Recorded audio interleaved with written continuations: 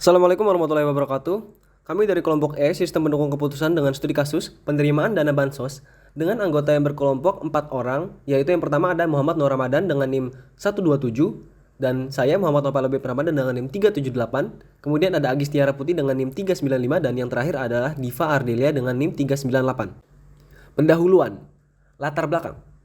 Sistem informasi memerankan peran kunci dalam berbagai bidang pekerjaan, entah itu kecepatan, akuratan, dan efisiensi dalam pengelolaan data sebagai kelebihan utama sistem informasi. Untuk pesatnya sistem informasi yang berkembang saat ini. Lalu, kami mengambil 3 poin utama peran sistem pendukung keputusan yang terjadi sekarang. Yang pertama, sistem pendukung keputusan itu membantu kita untuk menyelesaikan masalah yang melibatkan pemberian keputusan. Yang kedua, Michael Scott Martin memperkenalkan istilah manajemen sistem pendukung keputusan atau DSS pada awal tahun 1970-an. Ketiga, SPK menggunakan model dan data tertentu untuk mengambil sebuah keputusan yang akan diselesaikan nantinya. Nah, pada kasus ini kami penerimaan dana bansos menggunakan metode naive Bayes dalam sistem pendukung keputusannya. Juga kami mengambil 3 poin penting. Yang pertama, metode naive Bayes adalah salah satu metode model yang digunakan dalam sistem pendukung keputusan.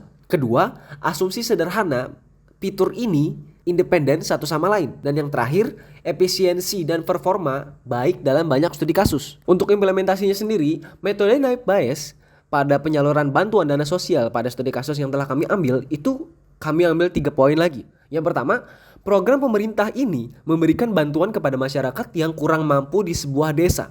Nah, dari itu bantuannya bakalan disalurkan dalam bentuk uang tunai ke rekening penerima. Makanya di sini kami memerlukan sebuah metode naive Bayes untuk penyelesaian bantuan bansosnya itu.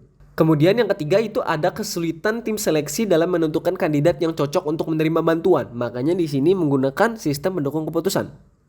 Lanjut, perlunya sistem pendukung keputusan dalam penentuan penerima bantuan sosial. Nah, itu juga kami mengambil 3 poin utama. Yang pertama, jumlah data masyarakat yang besar dan tidak adanya pola yang tetap. Yang kedua, masalah konsistensi keputusan dalam penyaluran dana sosial itu juga menjadi peran penting. Kenapa kami menggunakan ini? Dan yang ketiga, pentingnya sistem pendukung keputusan untuk membantu tim seleksi mengolah data yang masuk agar bantuan itu sesuai pada sasarannya.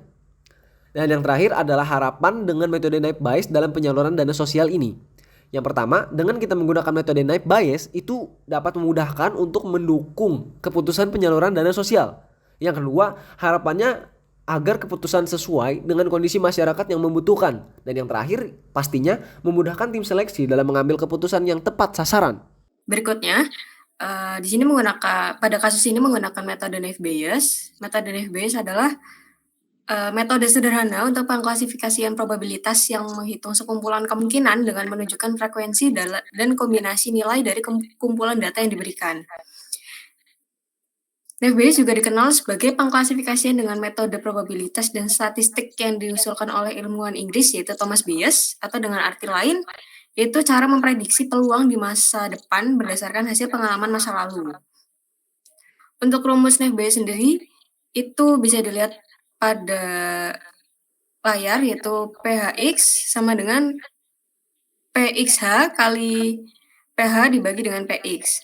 Dengan keterangan X adalah sampel data dengan kelas yang belum diketahui, H hipotesis X merupakan data kelas spesifik, PHX adalah peluang dari hipotesa H berdasarkan kondisi X, dan PXH adalah peluang X berdasarkan kondisi hipotesa H, sedangkan PH adalah peluang dari hipotesa H dan PX adalah peluang dari data sampel yang akan diamati. Selanjutnya masuk ke dalam metodologi penelitian. Untuk identifikasi masalah, dalam penelitian ini permasalahan yang akan diteliti adalah menentukan layak atau tidak layak seseorang menerima bantuan dana desa berdasarkan dataset yang digunakan. Kemudian untuk pengumpulan data dikumpulkan dengan melakukan studi pustaka yang berarti mendapatkan sumber data berdasarkan teori-teori literatur yang telah dibahas sebelumnya. Atribut dari data yang akan digunakan adalah pendapatan, jumlah tanggungan sakit atau jiwa full, dan usia.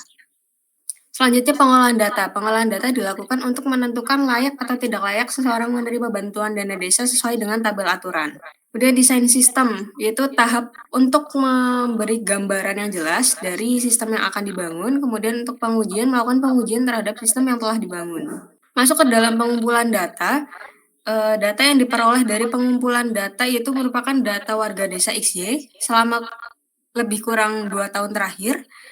Data memiliki kriteria dan subkriteria yang dapat dilihat pada tabel, yaitu yang pertama ada jumlah penghasilan dengan nilai 500.000 sampai dengan 750.000, 750.000 1 sampai dengan 1 juta, 1 juta 1 sampai dengan 1.500.000 dan seterusnya. Kemudian untuk jumlah tanggungan nilainya ada 1, 2, 3 dan lebih dari 3. Tanggungan sakit kronis atau difabel ada 0, lebih dari sama dengan 1. Dan usia ada kurang dari 35 tahun sama dan lebih dari sama dengan 35 tahun. Untuk status ada menikah dan cerai. Selanjutnya pengolahan data itu menyusun kriteria dalam bentuk tabel aturan di mana di sini terdapat 13 data yang telah diambil untuk dijadikan sebuah data latih. Next, Mas. Next. Selanjutnya masuk ke dalam perhitungan probabilitas prior. Dari 13 data yang telah dicantumkan tadi, kemudian dihitung untuk probabilitas untuk yang layak menerima bantuan adalah 8/13 atau 0,6, dan yang tidak layak adalah 5/13 atau sekitar 0,4. Selanjutnya menghitung probabilitas posterior X bersyarat. Yang pertama menghitung penghasilan per bulan, di mana untuk penghasilan 500.000 sampai dengan 750.000 yang layak adalah 2 dan yang tidak layak adalah 0. Dengan nilai probabilitas diketahui adalah 0,25 dan selanjutnya bisa dilihat pada tabel. Selanjutnya, next. Untuk jumlah tanggungan, sama halnya dengan yang penghasilan per bulan tadi. Untuk jumlah tanggungan 1, dengan kejadian dipilih layak itu ada 2 orang dan tidak layak ada 2 orang, sehingga probabilitas untuk layaknya sendiri adalah 0,25 didapat dari 2/8, dan yang tidak layak adalah 0,4 didapat dari 2/5. Untuk yang jumlah tanggungan 2, kejadian layaknya berjumlah 1, tidak layaknya 2, sehingga didapat probabilitas 0,125 dan 0,4. Kemudian yang jumlah tanggungan 3 didapat probabilitas 0,25, untuk tidak layaknya 0 karena dari jumlah kejadian dipilih tidak layak yang memiliki jumlah tanggungan 3 adalah 0. Selanjutnya yang lebih dari 3 adalah 0,375 dan 0,2. Mungkin selanjutnya bisa dilanjutkan oleh Agistiara Putri.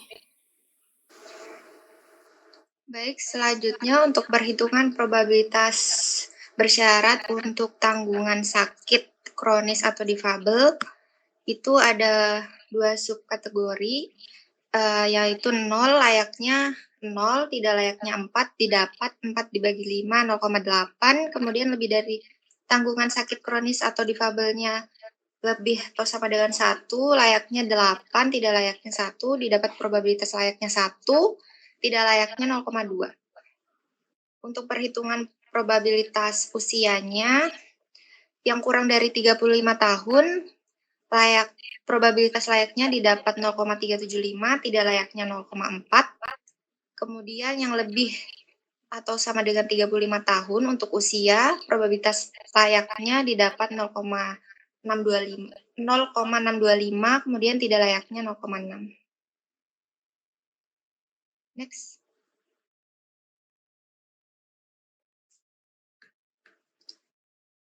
Kemudian untuk perhitungan probabilitas status yang menikah, untuk probabilitas layaknya didapat 0,625 dan tidak layaknya 0,6. Kemudian untuk yang cerai, layaknya 0,375 dan tidak layaknya 0,4. Kemudian untuk perhitungan menggunakan metode Naive Bayes, untuk di sini data Datanya namanya Yaris, untuk penghasilannya 750 sampai 1 juta, jumlah tanggungannya lebih dari 3, dan tanggungan sakit kronisnya lebih dari sama dengan 1, usianya kurang dari 35 tahun, status cerai, bantuannya layak. Next. Pendefinisian variabel pada tabel yang di atas tadi.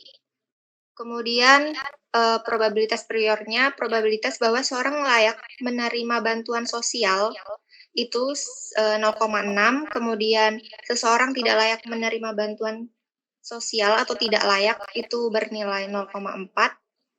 Kemudian untuk perhitungan probabilitas prior dengan syarat itu yang layak dalam tanggungan, layak dalam tanggungan kronis, penyakit kronis atau difabel, kemudian usia dan sebagainya itu dikalikan, dia dapat hasilnya 0,032 sekian. Kemudian yang tidak layak didapatkan hasil 0,00032. Next. Kemudian pemaksimalan probabilitas kita kalikan semua yang layak itu yang layak tadi dikalikan dengan probabilitas kelas layak didapat hasilnya 0,019 sekian. Kemudian yang tidak layak dikalikan dengan probabilitas kelasnya yaitu tidak layak tadi 0,4. Jadi didapatkan hasilnya 0,000128.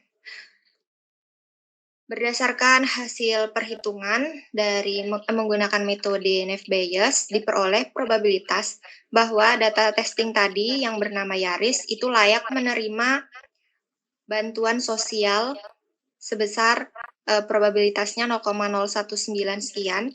Probabilitas ini lebih besar daripada probabilitas Yaris bahwa Yaris tidak layak menerima bantuan sosial, yaitu 0,000128. Oleh karena itu, dapat disimpulkan bahwa Yaris layak menerima bantuan sosial. Baik, selanjutnya bisa dilanjutkan oleh Rama. Oke. Selanjutnya di sini ada implementasi sistemnya. Yang pertama ini tampilan user dan admin login page. Ada nanti disuruh inputin email sama password. Kemudian login, jika belum suruh daftar dulu gitu. Lanjut untuk form input data. Nah, di sini tuh adalah form untuk menginput formulir pengisian penerima dana bansos. Jadi untuk nanti orang yang ingin menerima dana bansos ntar disuruh input ini dulu gitu. Ada nama, penghasilan, jumlah yang ditanggung, tanggungan sakit, usia, dan lain-lain. Kemudian selanjutnya, nah nomor 3 ini adalah halaman hasil dan dashboard statistik gitu. Jadi itu kayak tampilan utamanya gitu. Nanti seperti ini. Oke, selanjutnya kesimpulannya, bantuan dana bansos menggunakan metode Naive-Bayes yang telah terbukti memberikan akurasi tinggi sebagai upaya pemerintah untuk efektif menentukan kelayakan penerima bansos. Namun perlu diingat bahwa kualitas data yang representatif dan bebas dari bias menjadi kunci keberhasilan metode ini.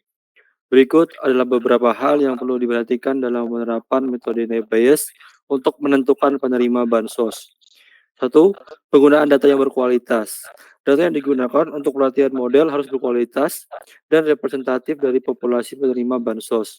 Data yang berkualitas harus memiliki akurasi yang tinggi dan bebas dari bias. Yang kedua, pemilihan fitur yang tepat. Fitur yang digunakan untuk klasifikasi harus memiliki kolerasi yang kuat dengan kelayakan penerima bansos.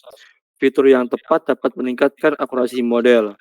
Yang ketiga, pengaturan parameter yang optimal. Parameter-parameter metode Naive-Bayes perlu diatur secara optimal untuk mendapatkan hasil yang terbaik. Parameter yang optimal dapat meningkatkan akurasi model.